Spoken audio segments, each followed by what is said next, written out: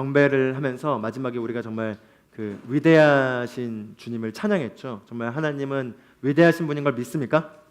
예, 그분 앞에는 어떤 것도 작아질 수밖에 없습니다. 아무리 큰 것도 그분 앞에는 작아질 수밖에 없습니다. 그리고 그분은 우리의 경배를 받기 합당할 뿐만 아니라 그분의 관심은 바로 우리의 삶입니다. 그래서 예수님이 오신 이유도 바로 그것이죠. 바로 복음은 하나님께서 예수님을 보내심으로써 그분이 하신 일로 인한 성취가 우리 삶에 미치는 영향이 바로 복음입니다. 우리가 복음에 대해서 계속 나누고 있죠. 복음은 하나님의 능력입니다. 그리고 복음을 통해서 하나님은 그분의 뜻을 밝히셨고 그분의 마음의 의지를 보여주셨고 그분의 생각을 분명하게 나타내셔서 우리 삶에 무언가를 하셨습니다. 그리고 우리가 그 하신 일들에 대해서 이 시간 이런 자리를 통해서 성령님께 조명받음으로써 그게 우리 삶에 그대로 나타나는 일들이 일어납니다. 그게 구원의 합법적인 일과 실제적인 일의 차이인 거죠. 합법적인 일은 2000년 전에 예수님을 보내셔서 그분이 우리를 위해서 십자가에 못 박혀 죄의 문제를 해결하시고 죽으시고 장사되시고 3일 만에 죽은 자 가운데 부활하심으로써 살아나심으로 모든 문제를 다 해결하셨습니다. 문제를 해결하는 정도가 아니라 우리가 정말 풍성한 삶을 살 수 있게 하기 위한 모든 것을 다 이루셨습니다. 그러나 그 풍성한 삶이 우리 삶에 실제로 나타나야죠. 나타나길 원하시지 않습니까?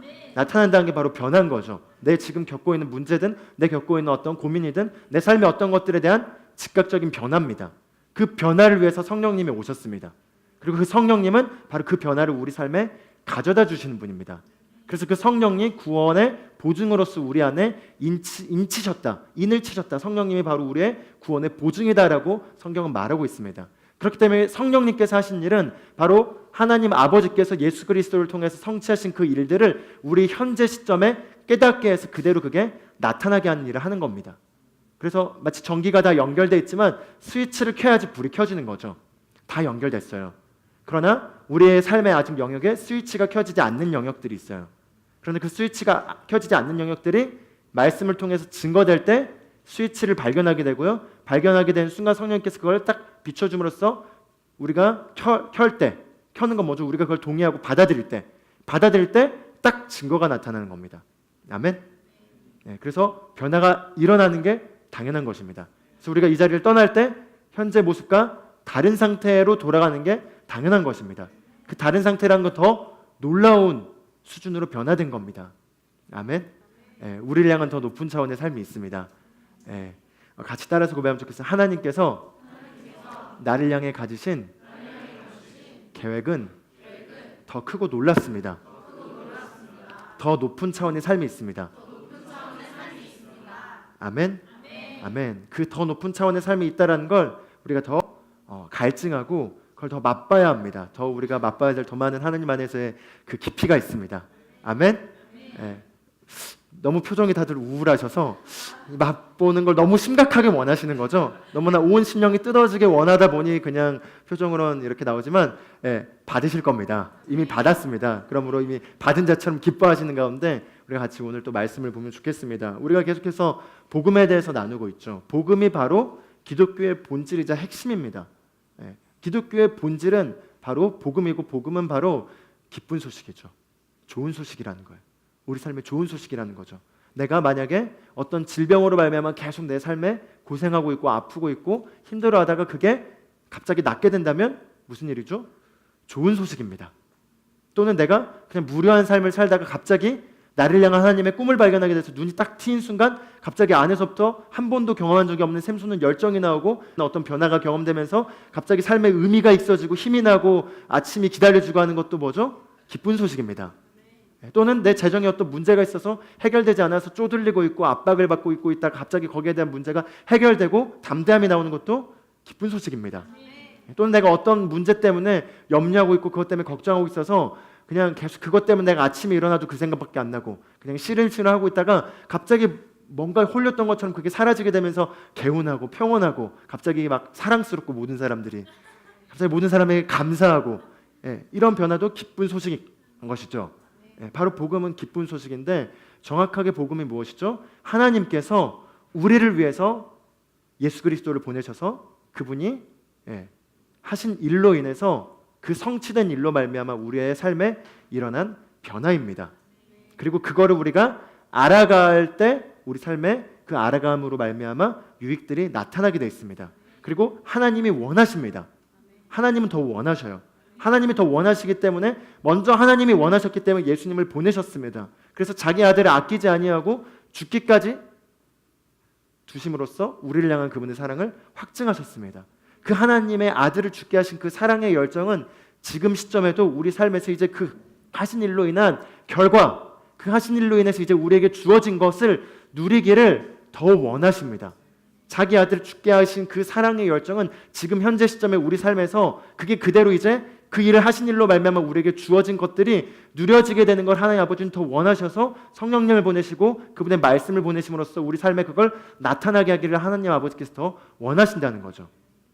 그래서 그분이 더 원하신다는 걸 우리가 먼저 알 때 우리가 더 담대해질 수 있습니다. 이보다 더 나은 삶이 있을까요? 있습니다. 그리고 하나님 아버지는 원하십니다. 그런 삶을 우리가 살기를 원하십니다. 그리고 그걸 아버지가 원하기 때문에 우리가 어떤 거에 대한 변화의 갈증을 가지고 있다면 나타나게 되어 있습니다. 그래서 아버지가 원하시지만 그분은 하늘의 영역에 있기 때문에 땅의 영역에서 하늘의 영역이 연결되기 위해서는 스위치가 필요해요. 그 스위치를 켜줘야지 접촉돼서 연결될 수 있어요. 그 스위치가 바로 믿음입니다. 그 믿음은 무엇이죠? 어려운 게 아닙니다. 내가 구체적으로 갈망하고 그걸 원하고 받아들이는 것입니다. 그래서 제가 하는 역할은요, 이 시간 하나님을 대신하여 여러분에게 하나님의 통로로 말씀을 전달하여 변화를 일으킬 수 있는 문을 여는 겁니다. 그래서 전류가 마치 연결돼서 다 이제 전기가 다 이제 발전기에 의해서 공급된 것 같아요. 그러나 각 사람 안에 스위치를 켜지 않으면 다 연결돼도 나타나지 않는 거죠. 그래서 스위치를 켜는 거는 우리가 해야 될 파트입니다. 물리적인 세계에 살고 있는 우리가 그걸 동의하고 스위치를 딱 킬 때 바로 하나님과 접촉됨으로써 하나님의 무한한 능력이 우리 삶에 나타나서 변화가 일어나는 거예요. 그래서 우리가 아까도 시작할 때 제가 같이 기도하면서 우리가 예배 매너리즘에 빠지지 않게 늘 그냥 와서 또 듣고 적당하게 은혜 받고 돌아가는 것보다 더 어마어마한 일들이 기다리고 있습니다. 하나님 우리의 상상보다 더 크시고 우리 인생에 경험했던 가장 강력한 하나님의 역사보다도 더 큰 일을 오늘 이 시점에도 하실 수 있습니다. 그래서 항상 우리의 생각의 매너리즘을 깨야 합니다. 하나님은 크시기 때문이죠. 그래서 복음은 하나님의 능력이기 때문에 우리가 그 복음을 알게 되고 그걸 깨닫게 될 때마다 하나님의 능력이 나타나는 겁니다. 그 능력이 나타날 때 변화가 일어나는 겁니다. 그래서 우리가 그 복음에 대한 능력을 우리가 계속 나눴고 우리에게 이 복음이 맡겨졌고 우리가 이 복음에 대해서 얼마나 많이 아느냐만큼 내 삶에 나타나게 되어 있고 나타나는 만큼 내 삶에 확신이 있게 되어 있고 확신이 있느냐만큼 내 삶에 증거가 더 드러나게 되어 있다는 거죠. 그래서 내가 복음을 알고 내가 복음에 대한 계시를 알고 깨달아지면 내 삶이 변할 수밖에 없고요. 내가 증인이 될 수밖에 없습니다. 내 삶이 증거하게 돼요. 내 삶을 볼 때 사람들이 알게 돼요. 그리고 내가 확실하게 알고 있기 때문에 전달할 수 있어요. 왜? 그 사람도 동일하게 이걸 받아들이면 변해질 수밖에 없다는 걸 내 삶이 너무나 강력하게 증거하고 있기 때문에. 아멘. 그래서 우리가 이 시간 모두 더 이 말씀을 듣고 나면 증인이 되어서 돌아갈 수밖에 없다는 걸 확신합니다. 그래서 우리가 복음에 대해서 복음은 예수님께서 성취하신 그 일로 말미암아 이제 우리의 기독교의 본질은 성취하신 일로 인해 이제 우리의 현재 시점에서 우리가 이제 그 성취된 일로 말미암아 살아가는 삶이 바로 기독교의 본질입니다. 그리고 우리가 그거를 하기를 하나님이 원하시고 우리의 삶을 통해서 이제 그분이 예수 그리스도의 성취로 인한 그 어마어마한 신비를 나타내시고 오는 여러 세대에 우리의 후대들에게 우리의 수많은 후대들에게 증거하고 보여주기를 원하십니다. 여러분의 삶이 여러분의 후대의 증거가 될 수 있다는 걸 믿으십니까? 하나님의 계획은 그겁니다. 바로 우리의 삶의 역사가 되는 겁니다. 우리의 역사가 돼서 오는 여러 세대에게 우리의 후손들이 우리의 삶을 보고 하나님의 살아계심을 믿는 게 하나님의 계획인 거예요. 그게 말씀이 말하고 있는 바입니다. 서론이 길었습니다. 그래서 저희가 복음에 대해서 우리가 생명의 복음, 예수 그리스도께서 성취하신 그 일로 말미암아 첫 번째로 우리 안에 하나님의 동일한 생명이 우리 안에 동일하게 들어오게 되었다. 바로 우리가 거듭나게 되었고 그래서 우리가 죄의 문제 해결 정도가 아니라 하나님 항상 근본을 다루시는 분이죠. 근본, 가장 근본인 죄의 본성으로 인한 그 한계에서 영원한 해결을 통해서 죄의 본성이 있었던 그 사람이 죽고 우리가 다시 새 생명 가운데서 예수 그리스도께서 부활하실 때 다시 태어남으로써 하나님의 생명을 갖게 돼서 우리는 현재 지금 하나님의 생명을 가지고 있습니다. 이 생명은 예수님 안에 있던 그 생명이고 그 본성이 우리 안에 있기 때문에 우리는 이 본성으로 말미암아 이 땅에서 다른 존재가 될 수 있습니다. 그게 하나님이 예수님을 통해 성취하신 첫 번째 가장 주된 시작점이죠. 우리가 그 생명을 가진 자를 새로운 피조물이라고 말하고 있죠. 같이 따라서 고백해. 나는 새로운 피조물입니다. 나는 하나님의 생명을 가지고 있습니다. 네, 또 우리가 의롭게 되었다는 걸 나눴습니다. 바로 의롭게 되었다는 건 바로 우리의 어떤 행위를 통해서 하나님을 만족시킬 수 있는 그 행동에서 나오는 옳음이 아니라 우리의 어떠함과 상관없이 예수님께서 하신 그 일로 말미암아 우리가 의롭다는 선물을 받게 되었고 의의 본성을 받게 되었고 그로 말미암아 하나님과 화평을 누리게 되고 하나님과의 관계가 완벽하게 회복하게 된 상태. 그래서 우리가 하나님 앞에 어떠한 정죄감이나 열등감이나 죄책감 없이 떳떳하게 언제나 설 수 있는 하나님의 그 티켓을 받았다는 걸 나누죠. 그게 바로 의의 복음이고요. 또 우리가 지난 시간에는 치유의 복음에 대해서 나눴습니다. 하나님 우리가 단 한 명도 아프지 않길 원하시고 그래서 우리가 질병의 근본을 하나님 예수님께서 2000년 전에 다 성취하셨기 때문에 우리는 질병이 우리에게 불법일 뿐만 아니라 우리가 그것들을 대적하고 다스릴 수 있다는 걸 나눴습니다. 또 우리가 사단은 우리의 패배했기 때문에 우리의 권세를 사용하여서 우리가 두려움이나 또는 악한 영의 역사를 우리가 대적하고 완벽하게 그들을 다스릴 수 있다는 걸 배웠죠.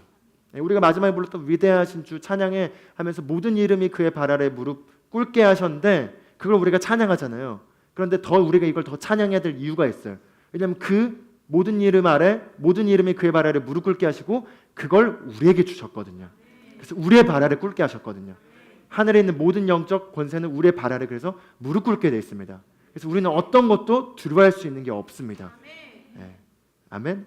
네. 그래서 그런 걸 나눴습니다. 오늘은 화평의 복음에 대한 내용을 가지고 우리가 어떻게 완벽한 평강 가운데서 살 수 있는 삶이 보장되었는지 바로 생명을 얻되 더 풍성한 삶 가운데 화평이 우리에게 어떻게 복음을 통해서 전달되었는지를 좀 말씀을 통해 같이 보길 원합니다. 우리가 화평이란 단어는 보통 영어로는 그냥 peace죠, peace, 평안. 근데 화평은 보통 세상에서는 그 마음이 편안한 상태를 내가 지금 평온하다, 평안하다, 보통 화평스럽다, 마음이 평온한 상태를 말하지만 그게 성경적 개념에서의 그 화평은 복음을 통해서 성취된 그리스도인과 하나님과의 조화, 바로 이게 화평인 거예요. 그러니까 다시 한번 말씀드릴게요. 세상에서는 우리가 화평이라 얘기할 때 그 화평은 그냥 내 마음이 편안한 상태, 평온한 상태를 말하지만 성경적 개념에서 화평이란 건 복음을 통해서 그리스도인과 하나님 사이의 그 조화가 바로 화평이라는 거죠. 그럼 그 화평에 대한 우리가 개념을 좀 더 말씀을 통해 짚어보고 우리가 그걸 통해서 우리 삶에서 이게 어떻게 더 나타날 수 있는지를 좀 보길 원합니다. 로마서 5장 1절 같이 말씀을 좀 봐보도록 하겠습니다. 로마서 5장 1절을 펴셨으면은 우리 같이 한번 읽어보도록 하겠습니다. 그러므로 우리가 믿음으로 의롭게 되었으니 우리 주 예수 그리스도를 통하여 하나님과 화평을 갖느니라. 그래서 화평의 첫 번째로 좁은 의미에서의 어떤 이 화평은 하나님과 우리가 화해하게 돼서 하나님과 우리의 관계가 회복된 걸 의미하는 겁니다. 하나님과 우리의 관계가 회복돼서 이제 하나님과 우리가 화해하게 된 거예요.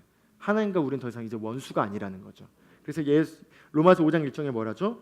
그러므로 우리가 믿음으로 의롭게 되었으니 우리 주 예수 그리스도를 통하여 하나님과 화평을 갖느니라. 즉 더 바꿔 말하면 예수 그리스도의 속량으로 말미암아 우리가 의롭게 되었고 우리가 의롭게 된 그 일로 말미암아 하나님과 완벽하게 화평을 누릴 수 있는 관계가 되었다라는 거죠. 그래서 우리는 하나님과 화평을 누릴 수 있게 되었습니다. 골로새서 1장 20절에서 22절은 사도 바울이 좀 더 그렇죠. 약할 때 강함이 되시죠. 그래서 화평은 약할 때 강하게 해주는 강력한 도구입니다. 그래서 20절부터 22절까지 우리가 좀 말씀을 같이 좀 한번 읽어보길 원합니다. 같이 한번 읽어볼까요? 시작. 그의 십자가의 보혈을 통하여 화평을 이루고 땅에 있는 것이나 하늘에 있는 것이나 그에 의하여 모든 것이 자신과 화해하는 것이라.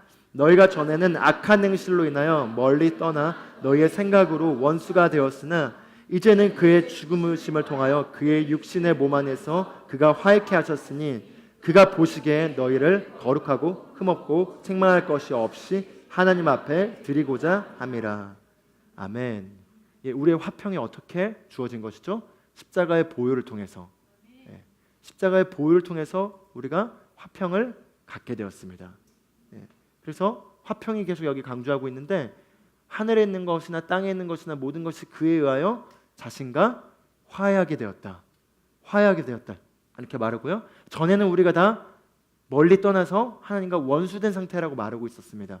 그러나 또 뭐라고 말하고 있죠? 그의 죽으심을 통하여 그의 육신의 몸 안에서 우리가 그분과 화해케 되었다는 거죠.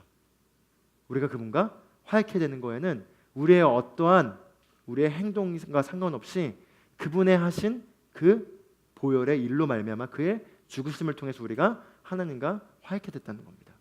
그 말, 우리가 항상 하나님과 화해케 된 그 관계 가운데서 평온을 누릴 수 있다는 거예요. 우리가 하나님에 대해서 어떤 열등감을 가질 필요가 없다는 겁니다. 우리가 하나님 앞에 늘 떳떳하게 나아갈 수 있다는 거예요. 우리가 하나님 앞에서 절대 두려워할 필요가 없다는 걸 말하고 있습니다. 우리가 이 사실을 잘 모를 때는 내가 어떤 잘못을 했을 때, 또는 내가 무언가 실수를 했을 때 하나님에 대해서 두려워하는 마음이 생기게 되거나 또는 불안하게 돼요. 그러나 어떤 불안도 우리에게 있을 수 없다는 걸 말씀을 통해서 보여주고 있는 것입니다. 불안이 우리에게 있을 수 없다는 거예요. 왜죠? 우리가 하나님과 화평케 되었기 때문이에요. 이 말씀을 제가 준비하는데 익숙한, 약간 머리로는 익숙했던 말씀인데 성령께서 여기에 대한 깊이를 더 보여주셨어요. 우리가 하나님과 화목해졌다는 관계는요, 어떤 걸 의미하냐면요, 우리 인생에서 절대 우리가 두려워할 수 없다라는 거예요. 내가 하나님과 연결되어 있다는 거, 하나님과 화목해 되어 있다는 건 내가 하나님과 딱 붙어 있다라는 거거든요. 그건 우리를 절대 이 세상에서 불이익을 당할 수 없게 만듭니다. 어떤 환경과 상관없이 우리가 그로부터 오는 그 화평은 우리를 완벽한 평강 가운데 걷게 합니다. 본질상 죄인인 상태에서는 어느 누구나 하나님을 만나지 못한 사람은 불안할 수밖에 없습니다. 그 불안함이라는 건요, 잠깐 보기에 나타나지 않다고 우리가 생각할 수도 있겠지만 우리 모두 하나님을 떠났을 때 다 불안하게 살았습니다. 그렇죠? 한번 추적해 보면은 불안했던 시절이 있죠. 한두 번은. 그렇죠? 한번 성경에선 죄인의 상태, 하나님과 화목해 되지 못한 상태에 대해서 뭐라고 말하고 있는지 한번 이사야서 57장 20절부터 21절까지 같이 읽어보길 원합니다. 같이 읽어보겠습니다. 시작. 그러나 악인은 요동하는 바다와 같으니 안정하지 못할 때 물결이 진흙과 오물을 솟구쳐 내게 하는 바다 같도다. 악인에게는 화평이 없다고 나의 하나님께서 말씀하시느니라. 악인은 뭐라고 말하죠? 마치 요동하는 바다와 같다. 그래서 진흙과 오물을 솟구쳐 내게 하는 그런 바다, 되게 성경도 표현이 과격하십니다. 마치 그런 요동하는, 즉 불안한 상태와 같다. 죄인의 그 영적 상태는 불안할 수밖에 없기 때문에 하나님께서 말씀에서 선포하시길 뭐라고요? 악인에게는 화평이 없다라는 거죠. 악인이 뭐죠? 하나님을 떠나 있는 상태는 죄인이고 그 죄인은 결국 화평할 수가 없다라는 거예요. 그래서 근원적인 공허함과 불안함이 있을 수밖에 없어요. 그래서 그걸 자꾸 메꾸기 위해서 인생을 살아가게 되죠. 그래서 그걸 메꾸기 위해서 살아간 인생 자체가 뭐죠? 하나님께서 주신 최고의 삶을 살지 못하는 마귀에게 우리 인생 자체가 도둑질 당하는 상태와 마찬가지인 겁니다. 잠언 28장 1절에는 이렇게 말하고 있어요. 같이 한번 읽어볼까요? 시작. 악인은 쫓아온 자가 없어도 도망하나 의인은 사자와 같이 담대하니라. 악인의 영적 상태가 그거라는 거죠. 쫓아온 자가 없어도 도망하는 자의 상태와 같다. 도망하는 자가 뭐죠? 불안하다는 거죠. 불안하다는 거, 뭔가 쫓겨서 죽임당할 거에 대한 불안함. 악인의 상태는 불안해요. 불안하는 거에 대한, 죽음에 대한 불안함. 누구나 다 인간은 죽음에 대한 근원적인 공포심을 가지고 있죠. 거기에 대한 불안함, 또는 내 삶의 환경의 변화에 대한 불안함. 그래서 세상의 화평과 그리스도의 화평은 근본적으로 다른데, 세상의 화평은 뭐죠? 환경에서 비롯된 화평이죠. 환경에서 비롯된 화평, 즉 환경이 나를 편안하게 만들어준 상태이기 때문에 내가 평안하다고 감각으로 느껴진 상태.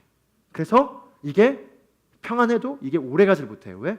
이게 계속 이게 유지될까에 대한 근원적인 불안함이 있는 거죠. 그래서 환경이 변하는 순간에 어떻게 일어나죠? 평안이 떠나가게 되고 불안하게 되고, 그 불안함은 이제 환경이 다시 평안해질 때까지 찾아오지 않다가 평안해지면 잠깐 나아지지만, 그러나 그게 오래가지 못합니다. 그거는 물질로도 어떤 것으로도 채워질 수가 없는 영적인 상태이기 때문이에요.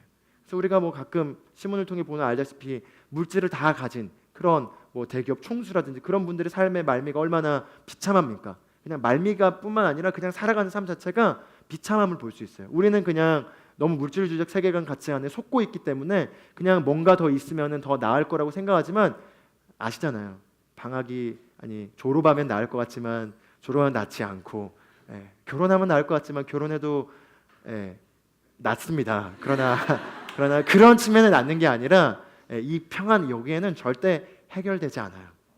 해결되지 않습니다. 자녀를 낳아도 마찬가지고요. 이건 오직 하나님을 만날 때만이 해결될 수 있는 거예요. 그게 아닌 세상의 그 어떤 것도 절대 만족시킬 수 없습니다. 그렇기 때문에 이게 만족되지 않는 사람들의 삶에 가장 근원 깊숙한 곳에 있는 거는 뭐냐? 바로 쫓길 것 같은 불안함이에요. 그러나 우리는 이제 의인이 되었어요. 이 의인으로 말미암아, 이 의인은 무엇이죠? 우리의 행동과 환경과 우리의 상황과 상관없이 예수 그리스도께서 속량을 통해서 주신 성취로 인한 우리의 의의 본성과 이 의의 본성으로 인해서 하나님과 화목해 된, 하나님과 연결된, 그리고 하나님 안에 있게 된 그 상태로 말미암아 주어진 화목해 됨, 평안. 그리고 이거는 환경과 상관이 없습니다. 환경과 상관없는 이 평안은 어떤 거죠? 파도가 치나 아니면 세상이 멸망당하나 불안하지 않아요. 죽음에 대해서도 우리는 불안하지 않아요. 아멘. 정말 그렇습니다. 저와 여러분 안에 있는 그 화평이 그와 같습니다. 그래서 우리가 실제로 하나님과 화목해 되었기 때문에 화목해 되어서 우리가 실제로 의롭다 하심을 받았을 뿐만 아니라 마치 그냥 저는 죄인이었다가 법정에서 그냥 용서해 줄게 해서 용서해서 의롭다함을 받았을 정도가 아니라 그냥 그 사람은 사라져버리고 한 번도 죄 지은 적 없는 사람으로 의인으로 우리가 다시 태어났어요. 의인으로 태어난 우리의 상태는 하나님 안에 있는 상태예요. 하나님 안에 있는 상태이기 때문에 하나님과 화목해 된 상태라서 그 상태로 오는 평안함, 하나님과 연결됨으로 말미암아 오는 그 평안함은 바로 우리를 사자와 같이 담대하게 한다는 거죠. 그래서 우리가 하나님이 어떤 분이신지를 알고 그분과 우리가 화목해 된 게 어떤 것인지를 알게 될 때 오는 그 평안은 마치 사자와 같은 담대함이라는 거죠. 사자는 뭐하죠? 동물의 왕이죠. 왕이기 때문에 두리번 다니면서 쫄며 다니지 않습니다. 구걸하지 않습니다. 사자는 숫사자를 생각하면 좋겠어요. 숫사자가 걸어다니며 한번 짖을 때 모든 동물들은 도망가게 돼 있어요. 왜죠? 근본적으로 사자의 그 권위가 있기 때문이죠. 바로 의인의 상태가 사자와 같이 담대하다는 겁니다. 그리고 이 담대함은 환경에서 비롯된 게 아니에요. 환경이 보장돼 있기 때문에 담대한 게 아니에요. 우리 지금 젊은 세대 지금 어떤 취업난 이런 상황 때문에 공무원 시험을 준비하는 게 40%나 된다고 하죠.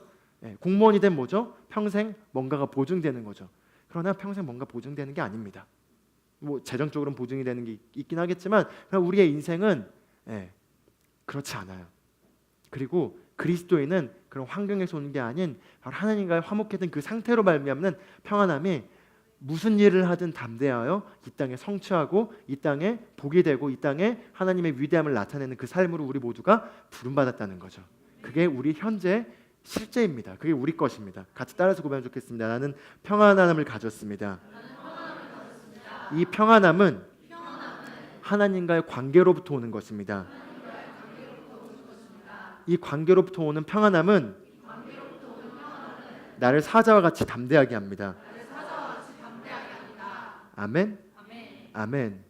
이게 계시되길 바랍니다. 이게 그냥 머리로 깨닫지 않고 성령님에 의해서 조명되길 바랍니다. 조명된 순간 우리 인생에 뭐든 가지고 있는 불안함은 떠나갈 거예요. 떠나갈 거예요. 아멘. 요한복음 14장 27절에 예수님께서 이렇게 얘기하십니다. 같이 한번 읽어볼까요? 내가 너희에게 화평을 남겨두나니 나의 화평을 너희에게 주노라. 내가 너희에게 주는 것은 세상에 주는 것 같지 아니하노니 너희는 마음에 근심하지 말고 두려워하지 말라. 아멘. 바로 예수님께서 이렇게 말씀하신 거죠. 내가 너에게 주는 이 평안은 세상에 주는 것과 다르다. 그렇기 때문에 근심하지 말고 두려워하지도 말라. 그렇죠? 세상에 주는 것은 그게 영원하지 못하기 때문에, 그렇죠? 영원하지 못하기 때문에 근심하게 돼 있고 불안하게 돼 있어요. 우리 다 경험해봐서 알잖아요. 영원하지 않다라는 걸. 배부른 상태는 오래가지 못합니다. 또는 여행 가서의 즐거움은 오래가지 못합니다. 그리고 돌아와서 또 여행 갈 그날을 기다리며 살아가는 사람도 영원하지 못합니다.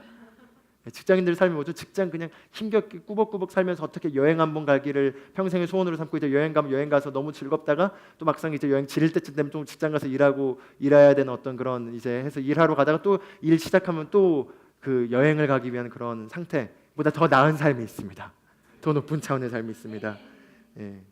그래서 우리가 좁은 의미에서의 평안은 바로 그리스도 예수님의 속량으로 인해서 그리스도인이 하나님과 갖게 된 그 관계에서 오는 화목히 됨의 상태가 좁은 의미에서의 평안이라면 좀 더 넓은 의미에서 평안은 바로 이제 우리가 하나님과 하나가 되었다는 겁니다. 하나가 되었다는 건데 우리 한번 그 요한복음 14장 10절을 같이 한번 읽어보면 좋겠습니다. 우리 요한복음 14장 10절 이렇게 했는데 같이 한번 읽어보겠습니다. 시작. 너는 내가 아버지 안에 있고 또 아버지께서 내 안에 계시는 것을 믿지 아니하느냐? 내가 너에게 하는 말들은 내 스스로 하는 것이 아니라 내 안에 거하시는 아버지께서 그 일들을 여기까지만 읽겠습니다. 자, 여기서 예수님께서 아버지가 내 안에 거하신다 이렇게 얘기하고 있습니다. 근데 예수님 안에 거하시는 아버지는 누구죠? 바로 성령님입니다. 그리고 성령님이 예수님 안에 거하셨죠.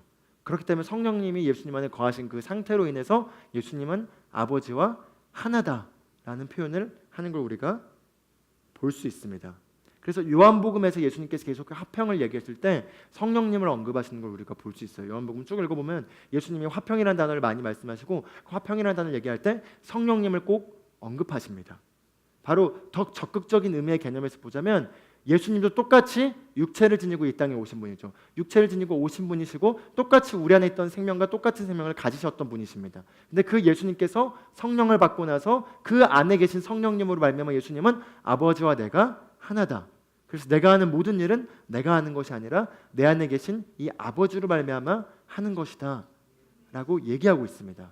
자, 그 다음 14장 10절은 뭐라고 말하죠? 그 날에 내가 내 아버지 안에 있고 또 너희가 내 안에, 내가 너희 안에 있는 것을 너희가 알게 되리라. 자, 그날이 무엇이죠? 바로 지금입니다. 예수님의 부활하신 그 이후에 성령이 이 땅의 교회 시대의 성도들 가운데 거처를 삼으셔서 우리 안에 거하신 그때부터가 그날인데, 그날은 무엇이죠? 예수님의 아버지와 하나였던 것과 똑같이 우리도 우리 안에 거하시는 그 성령님으로 말미암아 우리가 아버지와 하나가 된 상태라는 겁니다. 요한복음 17장에서 예수님께서 더 기도하신 장면인데 우리 같이 한번 읽어보기를 원합니다. 그러나 나는 이들만을 위하여 기도하는 것이 아니었고 그대의 말을 통하여 나를 믿을 사람들도 위한 것이옵니다. 이는 그들 모두가 하나 되게 함이오니 아버지시여 아버지께서 내 안에 계시고 내가 아버지 안에 있는 것 같이 그들도 우리 안에서 하나가 되게 하여서 세상으로 하여금 아버지께서 나를 보내신 것을 믿게 하여 주옵소서. 또 아버지께서 내게 주신 그 영광을 내가 그들에게 주었사옵니다. 그리하여 우리가 하나인 것 같이 그들도 하나가 되게 하려는 것이옵니다. 아멘. 예수님께서 이 말은 제자들에게 하면서 이 제자들만이 아니라 제자들을 통해서 믿게 된 그들을 위한 것입니다 라고 말하면서 아버지께서 내 안에 계시고 내가 아버지 안에 거하는 것처럼 그들도 우리 안에서 하나가 되게 하여서 뭐라고 말하죠? 세상으로 하여금 하나게 된 우리를 볼 때 아버지께서 예수님을 보내신 것을 믿게 하려 하심이라 라는 걸 말하고 있는 거죠. 그리고 무엇이죠? 아버지께서 내게 주신 영광을 그들에게도 내가 주었습니다 라고 말하면서 내가 아버지와 하나인 것처럼 그들도 우리와 아버지와 하나인 것을 하나이게 하려는 것입니다 라고 말하고 있는 것입니다. 자, 그 말은 무슨 말이죠? 예수님은 이 땅에서 아버지와 하나임으로, 즉 예수님 안에 거하시는 그 성령님은 바로 예수님을 아버지와 하나가 되게 하셨고 하나가 되게 하셔서 무엇이죠? 예수님이 이 땅에서 아버지의 뜻을 행하고 아버지의 일을 행하고 아버지의 것들을 나타내시고 그걸 통해서 예수님은 아버지께로부터 보냄받았다는 걸 세상의 사람들로 하여금 알려지게 됐습니다. 그런데 마찬가지로 그 성령님께서 우리 안에 거하게 하기 위해서 예수님께서 하시는 일이 무엇이죠? 우리를 의인으로 만드셨죠. 그래서 우리가 의인이 되게 함으로써 성령께서 이제 죄인 안에 거하실 수 없는데 의인이신 우리 안에 거하시게 되었습니다. 우리 안에 거하심으로 일하는 일은 뭐죠? 우리가 동일하게 예수님께서 그러하셨던 것처럼 우리도 이 땅에서 아버지와 하나가 돼서 하나 된 상태로서 우리가 이 땅에서 움직일 수 있게 됐다는 겁니다. 그래서 우리의 삶이 예수님의 삶과 똑같다라는 겁니다. 똑같이 하도록 예수님께서 만드셨다는 걸 보여주고 있습니다. 그래서 내게 주신 영광을 나도 그들에게 주었사옵니다 라고 말하고 있죠. 그 말은 예수님이 이 땅에 사셨던 그 일이 이제 우리를 통해서 지속하여 연장돼서 그대로 나타나고 있다는 겁니다. 그래서 그분 안에 계신 성령님이 예수님을 하나님과 하나가 되게 했던 것처럼 우리 안에 계신 그 동일한 성령님이 우리 자신을, 나 자신을 하나님과 하나가 되게 한다는 거죠. 내가 하나님과 하나라는 겁니다. 내가 아버지와 하나라는 건 무엇이죠? 완벽하게 그분이 나를 통해서 이 땅에서 나타나고 드러내신다는 거죠. 아멘. 네, 이거는 어마어마한 비결을 담고 있습니다. 어마어마한 신비입니다. 우리가 그분과 하나가 되었다는 거죠. 그리고 우리가 하나가 될 수 있던 건 바로 우리 안에 거하신 성령님을 통해서 이 일이 이루어졌다는 겁니다. 우리 같이 따라서 고백하면 좋겠습니다. 나와 아버지는 하나입니다. 나는 아버지와 하나입니다. 아멘. 네, 그래서 우리가 아버지와 하나라는 건 우리가 단순히 하나님과 화목해 되고 화해케 되는 어떤 그런 상태보다 더 깊은 차원이죠. 그냥 우리가 하나가 되었다는 거예요. 화목해 된 정도가 아니라 우리가 그분과 완전히 하나가 돼서 우리를 통해서 아버지는 이 땅에 그분이 하셔야 될 일들을 여전히 우리 안에 거하심으로써 우리를 통해서 성취하시고 하신다는 겁니다. 자, 예수님께서 하신 일은 무엇이죠? 아버지께서 예수님을 통해서 아버지의 뜻을 이 땅에서 예수님을 통해서 성취하여서 그분의 뜻을 나타내셨습니다. 그리고 이제 동일하게 아버지께서는 성령을 받은 우리 그리스도인들을 통해서 이 땅에서 아버지의 뜻을 나타내시고 성취하신다는 겁니다. 그래서 우리는 절대 환경에 불이익을 당할 수가 없습니다. 왜냐하면 우리 안에 하나님이 사시고 계시고 우리가 하나님과 하나가 되었기 때문입니다. 그래서 우리 삶에서 우리는 어떤 상황 가운데서도 불이익을 당할 수가 없습니다. 그게 우리의 영적인 실제입니다.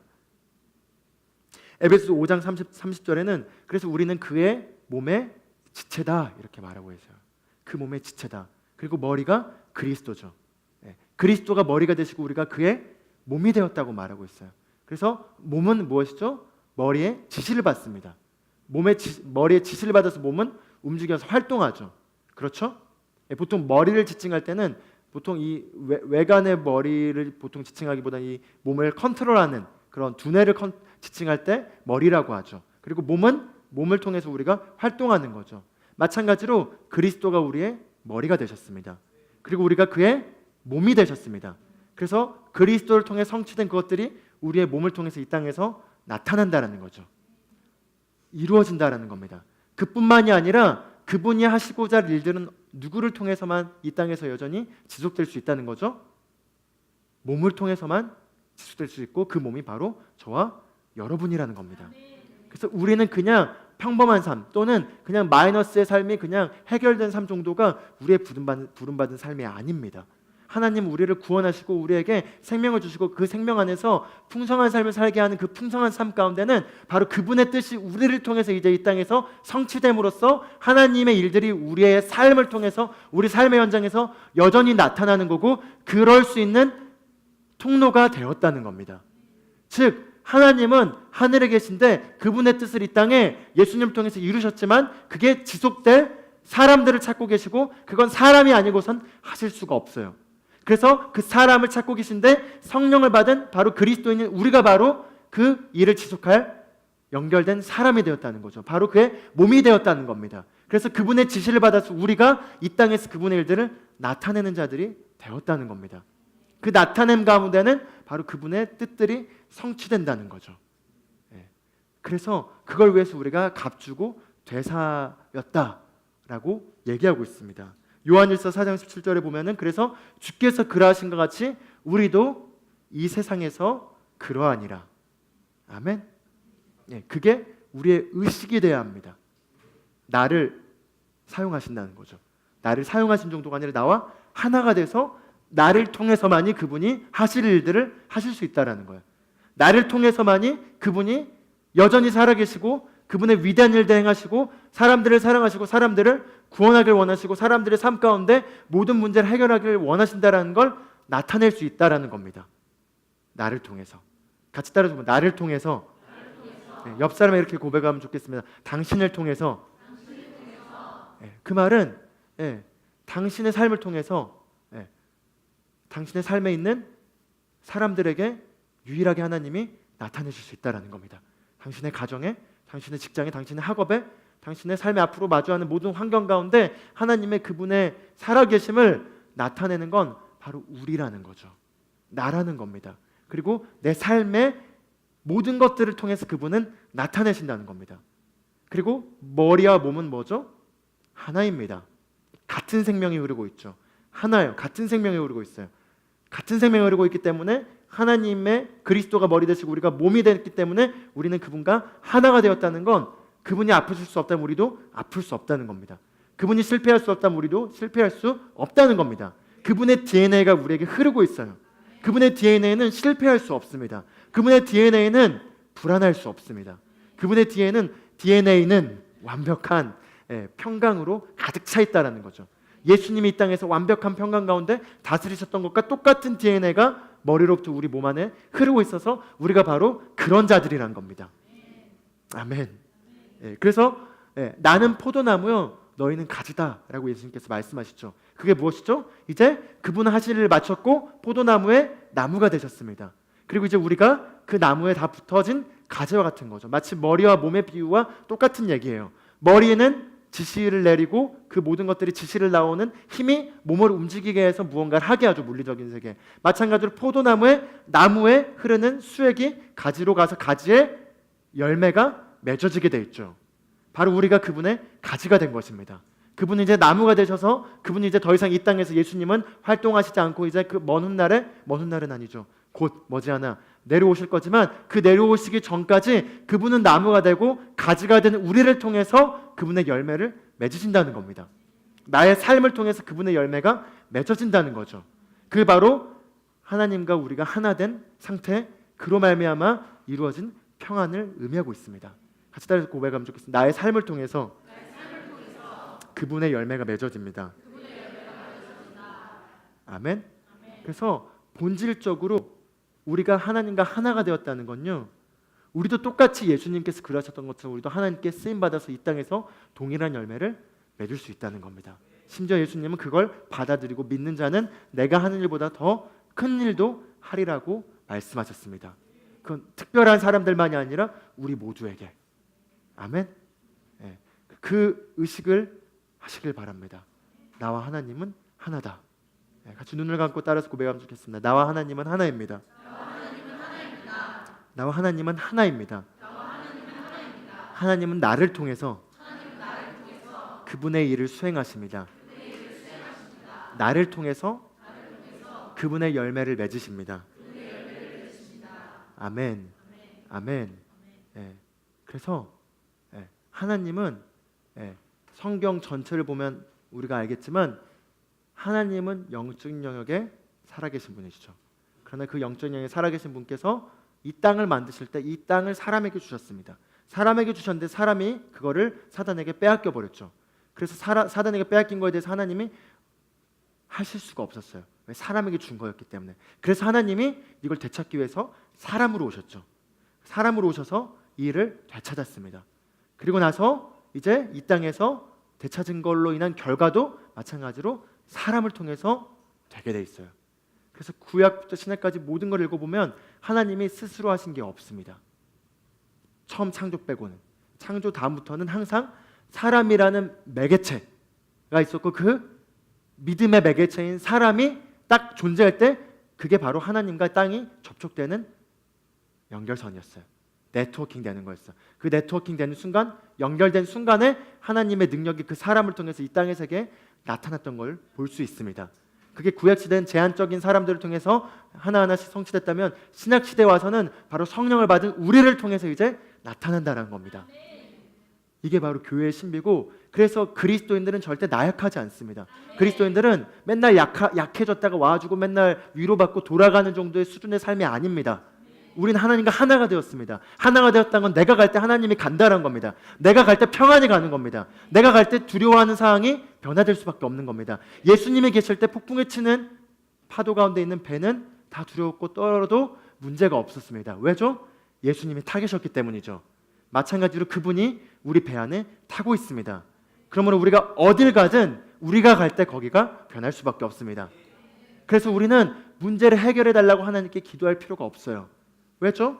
문제에 대한 해결은 이미 하나님이 내 안에 계신데, 내가 문제 가운데 있다면 문제 가운데 하나님이 있는 거잖아요. 그럼 뭐죠? 이미 해결된 겁니다. 그게 바로 기독교의 신비입니다. 그 의식을 하나님 갖기를 원합니다. 하나님은 우리들이 나약한 생각을 가지고 하나님께 빌며 구걸하는 게 하나님의 디자인된 계획이 아닙니다. 자, 이렇게 생각하면 좋겠어요. 하임이가 아직 어릴 때는 똥오줌을 싸는 게 괜찮아요. 그러나 하임이가 제 나이가 됐어요. 근데 똥오줌을 그냥 싸요. 그리고 엄마 아빠가 가르쳐준다는 건 괜찮은 게 아니에요. 왜죠? 하나님의 디자인된 사람의 모습의 성장의 원형은 성장함으로써 어떻게 되죠? 자기 일은 자기가 다 뒤처리하는 거죠. 엄마 아빠가 가르쳐준 게 아닙니다. 마찬가지로 하나님 말씀을 통해서 우리가 어떤 자인지를 알려주길 원하셔서 더 증가된, 그리고 그 진짜 디자인한 엄청난 그리스도의 모습대로 우리가 살아가기를 원하십니다. 그 모습은 우리가 구걸하는 자들이 아니에요. 우리가 가서 다스리고 해결하고 변화를 일으킨 자들입니다. 그래서 하나님은 우리 안에 거하셔서 우리를 통해서 그 상황 가운데 무언가를 하길 원하십니다. 바로 여러분 안에, 저와 여러분 안에 어떤 상황을 마주하든 그 상황을 완벽하게 해결할 수 있는 해답을 가지고 있다는 겁니다. 그래서 하나님과 하나 되는 우리에게는 절대 어떤 것도 우리를 불이익당하게 할 수가 없습니다.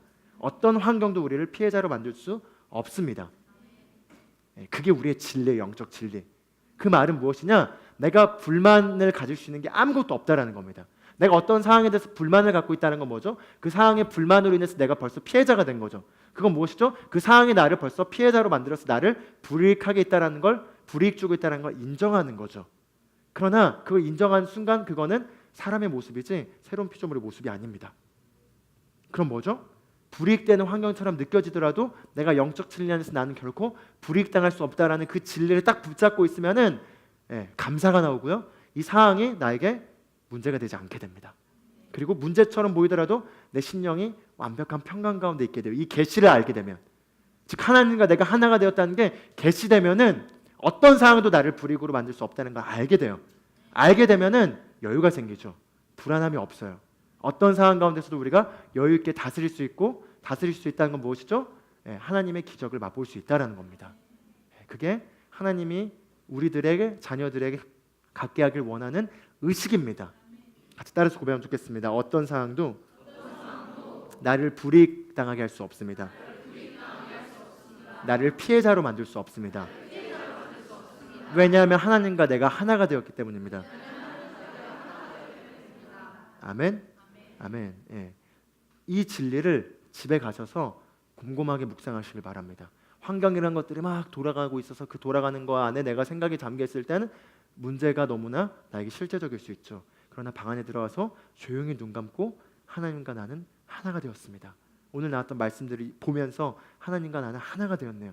그분이 내 안에 계십니다. 나와 그분은 하나가 되었습니다. 그러므로 난 절대 불이익당할 수 없습니다. 난 절대 이 상황 가운데 피해자가 될 수 없습니다. 나와 하나님 하나입니다. 라는 걸 조용히 읊조리면 여러분 안에서, 여러분 영에서부터 나오는 평강이 지배하기 시작할 겁니다. 그리고 그 평강이 지배하게 되면은 환경은 바뀐 게 없는데 내 안에서부터 무언가 모르는 그 담대함이 나오게 돼요. 바로 사자와 같은 담대함이죠. 그리고 그런 상태 가운데서 성령님께서 분명하게 말씀하실 겁니다. 이건 괜찮아, 가도 돼. 또는 이건 이렇게만 하면 돼. 그 이상은 네가 신경 쓸 필요가 없어. 여기에 대해서는 염려할 필요 없어. 그리고 그때 나오는 음성을 딱 붙잡는 순간에 진짜 염려가 싹 사라져요. 아멘. 그게 바로 그리스도인으로서 우리가 성령님과 동행하며 살아가는 삶입니다. 그래서 골로새서 1장 26, 27절에 이렇게 바울이 외치는 거예요. 이 신비가 여러 시대와 세대에 감추어져 있다가 이제 그의 성도들에게 나타났고, 하나님께서 이들에게 이방인들 가운데서 이 신비의 영광의 풍요함이 어떠한지를 알리고자 하셨으니, 뭐라고 같이 읽겠습니다. 이 신비는 너희 안에 계신 그리스도시니 곧 영광의 소망이라. 아멘. 이 신비가 바로 우리 안에 계신 그리스도라는 겁니다. 우리 안에 계신 그리스도라는 거죠. 내가 갈 때 그리스도가 갑니다. 어떤 문제가 있다면 그 문제가 나와 관련돼 있다면 뭐죠? 내 안에 이미 그리스도가 있죠. 문제 가운데 그리스도가 있다는 겁니다. 문제 가운데 그리스도가 있다는 건 뭐죠? 이미 해결될 수밖에 없다는 겁니다. 그래서 우리가 해야 될 일이 뭐죠? 우리 영 안에 있는 그리스도의 영광을 비추기만 하면 됩니다. 비추면 문제는 해결될 수밖에 없습니다. 삶은 영적이기 때문에 항상 우리가 영적인 영에서 우리의 위치를 딱 정확하게 붙잡고 그 가운데서 밖의 것들을 다루는 걸 훈련해야 됩니다. 하나님은 우리가 그렇게 기능하기를 원하십니다. 우리 그렇게 만드셨기 때문에. 그래서 똑같습니다. 어떤 케이스나 똑같습니다. 지난번 질병에 대해서 지난주에 나눴지만 질병도 마찬가지예요. 질병의 증상을 우리가 다루는 게 아니라 질병의 근본을 영적에서 딱 잡게 되면 코드는 뽑힌 것 같아요. 그럼 증상은 아직 선풍기가 돌아가듯이 남아있을 수 있으나 꼽아놨다면 그 순간 어느 순간에 멈추게 돼 있습니다. 다른 환경도 다 마찬가지예요. 그러나 우리가 그거를 영적으로 인식하지 않고 환경 안에서 상황 안에서 내가 이걸 다루려고 하는 순간 우리는 실패하는 겁니다. 그러나 그건 우리의 모습이 아니라는 거죠. 자연인의 방식은 그렇지만 우리는 세상을 거슬러 다니는 자들과 같죠. 그래서 이 세상과 일치하지 말고 우리의 생각을 새롭게 함으로 변화를 받아서 하나님의 뜻이 무엇인지를 입증하라는 거죠. 바로 생각을 딱 바로잡아서 영적 영역에서 우리는 절대 불이익당할 수 없다는 거, 절대 실패자가 될 수 없다는 거. 왜? 하나님과 내가 하나가 되었기 때문에, 내 안에 그리스도가 있기 때문에. 그걸 딱 붙잡고 그 안에서 상황을 딱 대면한 순간 우리에겐 답이 있습니다.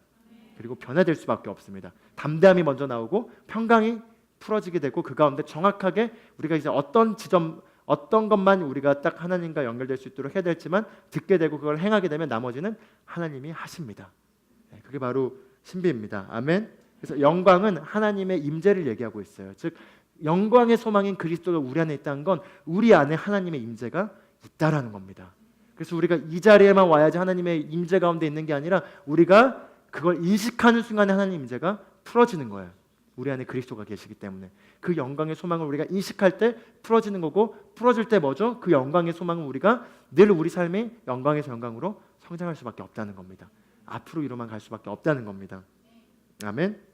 그래서 우리가 감각으로 접근해서는 안 됩니다. 감각은 뭐죠? 내가 평안하다고 느껴지는 거예요. 그러나 물론 믿음의 증거로서 감각에까지 오게 되어 있습니다. 그러나 우리가 그 감각을 믿음으로 여겨서 그걸 추구하면 안 된다는 거죠. 내가 예배 가운데 어떤 날은 눈물을 흘려서 내가 갑자기 하나님이 너무나 사랑이 실제적인 걸 느낄 수도 있지만 어떤 날 같은 경우는 예배해도 그렇지 않을 때도 있어요. 그럼 그런 날은 내가 받은 거고 그렇지 않은 날은 안 받은 건가요? 그게 바로 감각에 접근한다는 거죠. 저는 대부분의 경우 감각은 항상 무던합니다. 별로 눈물도 요즘은 좀 나오긴 하지만, 그러나 오늘도 예배 나오기 직전까지 그냥 감각으로는 그냥 계속 위대하신 주지만 위대하신 주가 너무 하늘 멀리 계신 것 같았어요. 그러나 상관없어요. 감각이잖아요. 그건 내 영의 실제는 하나님은 위대하신 분이라는 걸 내가 인식하고 있어요. 그럼 그걸 믿고 나가면 감각까지 증거까지 그건 그 후로 나타나게 돼 있다는 거죠. 똑같아요. 하나님의 선풍기 코드를 꼽는 겁니다. 꼽고 누르면 우선 이게 작동되는 시간이 걸려요. 걸릴 때도 있고 어떤 때는 바로 돌아갈 수도 있지만, 그러나 꼽아놓으면 나타나게 돼 있다는 거죠. 도마의 믿음은 뭐죠? 내가 보면 믿겠습니다. 그러나 우리는 도마의 믿음이 아니라 보지 않고 믿는 것, 느끼지 않고 믿는 것, 내가 감각으로 경험하지 않아도 받아들인 것, 그걸 받아들일 때 나타나게 돼 있습니다. 그래서 우리가 해야 될 일은 우리 영 안에 평안이 있다라는 거예요. 그리고 우리 영 안에 평안이 있고 이 평안은 우리 안에 본성으로서 하나님과 하나됨으로 말미암아 주어진 거기 때문에 이걸 우리가 풀어놓을 때 우리 상황 가운데에게 풀어질 수 있다는 겁니다. 같이 따라서 보면 환경으로부터 평안이 오지 않습니다. 내 영 안에 평안이 있습니다. 내가 가진 이 평안은 예수 그리스도의 본성이자 나의 거듭난 본성입니다. 아멘. 아멘. 이 의식을 가지고 우리 일어나셔서 우리 같이 고백을 하기를 원합니다. 고백문을 준비했는데 우리가 오늘 들었던 말씀들을 가지고 고백을 하고 이 고백한 가운데 영적인 영역의 진리를 붙잡고 그 가운데서 이 실제를 인식할 때 하나님께서 우리 삶 가운데 우리가 불안해하는 영역들을 밝혀주시고 그것들을 다 잘려주실 거라고 저는 확신합니다. 우리 같이 고백